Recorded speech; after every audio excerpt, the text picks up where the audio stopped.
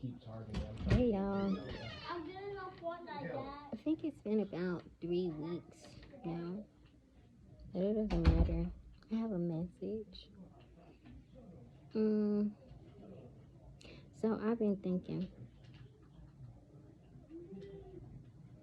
for a while now with this. But we as the people prepare ourselves for a physical war. Or we prepare ourselves physically. They say the end of the world is coming. The world is gonna end. And everybody scurries and everybody goes and gets their guns and gets their bunkers and um, their food, their water, supplies, all these things. All right, I got what's you know that we think we're gonna need, because this is what's been being told to us, all these things that are happening. So we prepare ourselves for a war that is invisible to us but yet physical to us. Okay. You're in a party. They gotta be. And when I say that it is invisible but physical, it's because right now there is no war. You're not seeing a war happening. And when I say war, I mean like the big wars. That's what I mean. You don't see it, so it's invisible, but yet you are preparing for it. Okay? So that's what that means.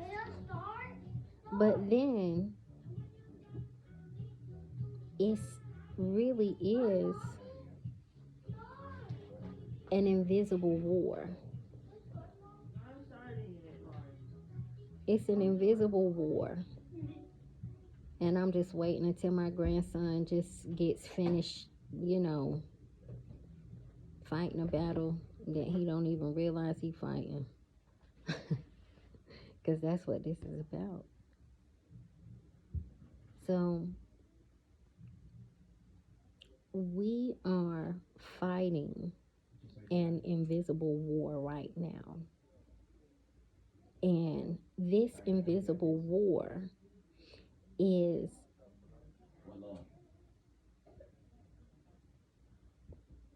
I won't even say it's not in a physical because it is too, but this invisible war is a spiritual war. We are in an invisible war that is a spiritual war. It's a war that is happening within the spiritual realm that we can't see. But then that too, there is a lack even of training, and as it is our responsibility as leaders, as people, influencers, people that bring messages or are teaching a way, it is our responsibility to make sure that we are moving forward in that and moving forward in it correctly.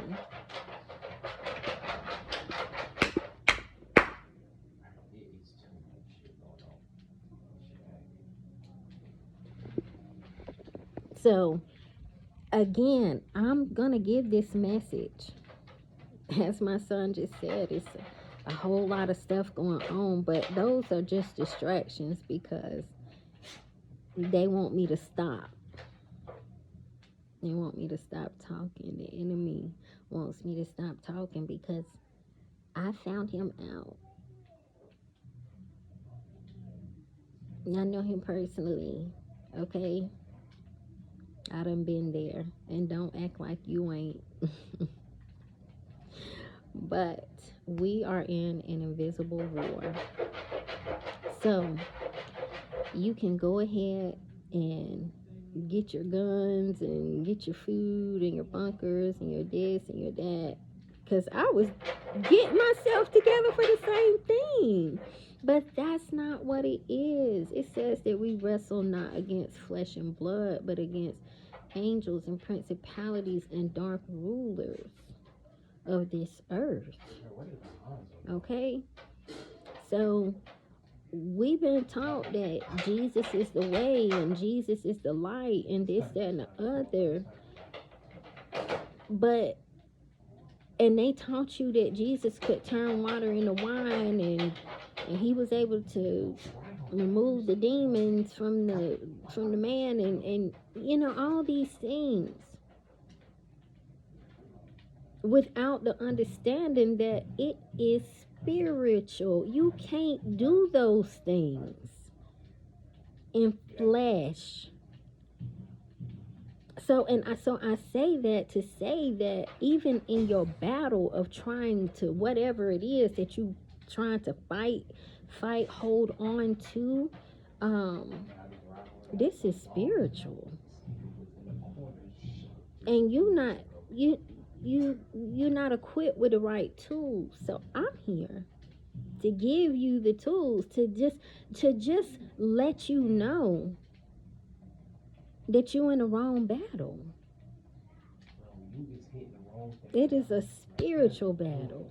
We wrestle not against flesh and blood, but against angels, principalities, and dark rulers of this earth, this world.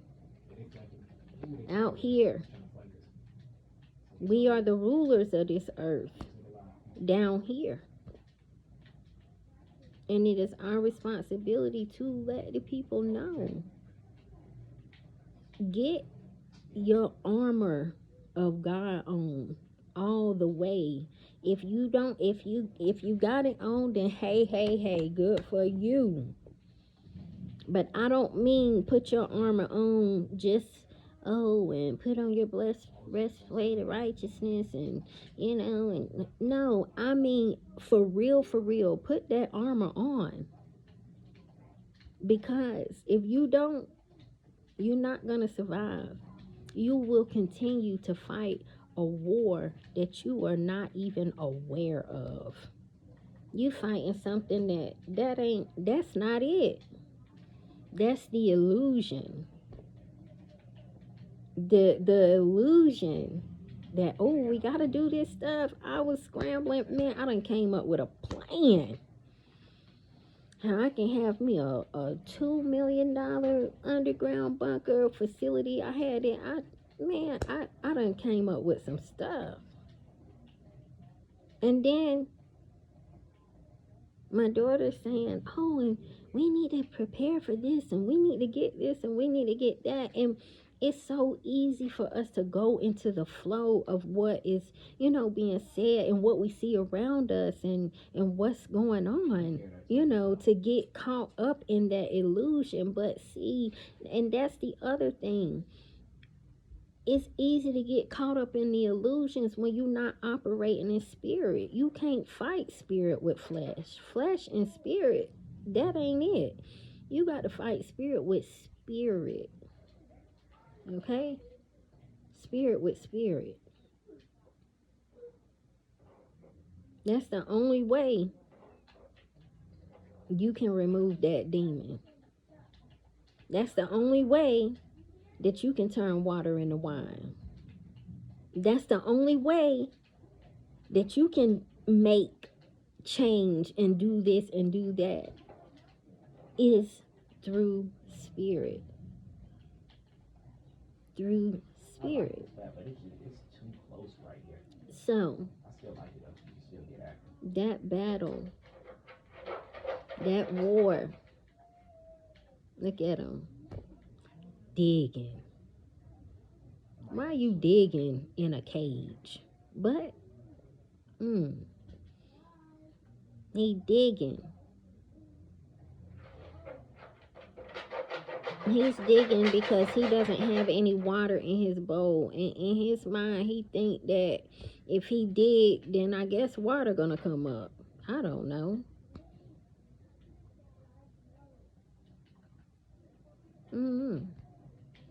But we fighting the wrong battle. It's time to get spiritually equipped. The deepness and the of that spirituality of that word, when it come down to it, I always say this, that is a book of principle. It's a guide, because it's been changed so many times that you don't really honestly know what's real or what. But it does not negate that it is the inspiration of God. So it can still be used. It's still information, very vital and valid information that we need on a daily basis. It's just, how are you being taught that? You know, are you being told, when you say, brother, sister, I'm in a bad place right now and I'm about to be homeless. Is there something that you can do to help me? You know, like, where, what place are we in? What place are we in when it comes down to that? So, you know, your brother or your sister being able to come to you and say, I need this or I need that, and you just turn them away. You know, I've heard before, oh, God is not speaking. Well, God is always speaking. He never stops. She never stops. Okay? I say he and I say she because I am woman. If I was made from the rib of Adam.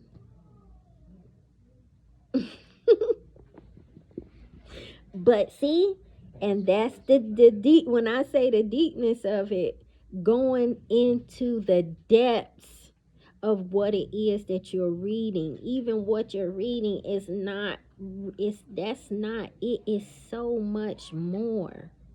But Spirit is saying at this time, it's time to broaden your horizon in Him. It's time to broaden your horizon in just how you're looking at things, how you're dealing with things, how you're handling things, what you tolerating, what you're not, what you're willing to let in, what you're not willing to let in. And those things are so very important. But to say, oh no, I can't do this or I can't do that, or they might say, well, the word says that. You know what? I'm gonna take that out. I'm not gonna use that. I'm not gonna use that. Even in that, yeah, try to confuse me and twist my stuff up. But it's okay. I'm still on it. I still know what I'm talking about. Okay? So, or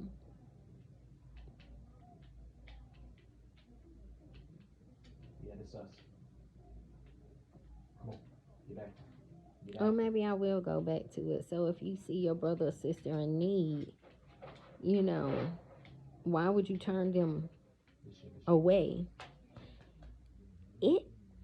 And see, that's another thing. We just so in a box that our mind only goes as far as money. Well, maybe it was just a word.